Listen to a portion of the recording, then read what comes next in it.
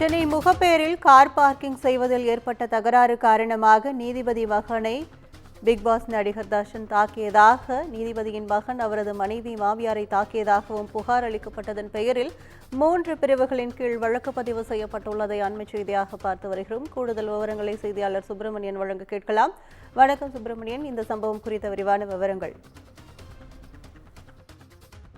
நடிகர் தர்ஷனை போலீசார் கைது செய்திருக்கிறார்கள்.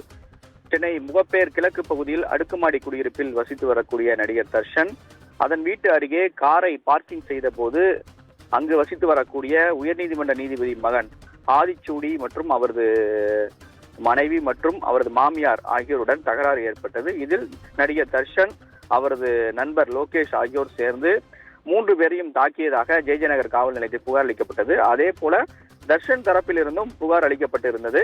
அந்த புகாரின் அடிப்படையில் ஜெய்ஜநகர் போலீசார் தர்ஷன் மீது பெண் வன்கொடுமை தடுப்பு சட்டம், அதே போல மொத்தம் கிட்டத்தட்ட 3 பிரிவின் கீழ் வழக்கு பதிவு என்பது செய்யப்பட்டிருந்தது. அதே போல தர்ஷன் அளித்த புகாரின் அடிப்படையில் நீதிபதி மகன் மற்றும் அவரது மனைவி மாமியார் மீது 2 பிரிவின் கீழ் வழக்கு பதிவு செய்யப்பட்டிருந்தது.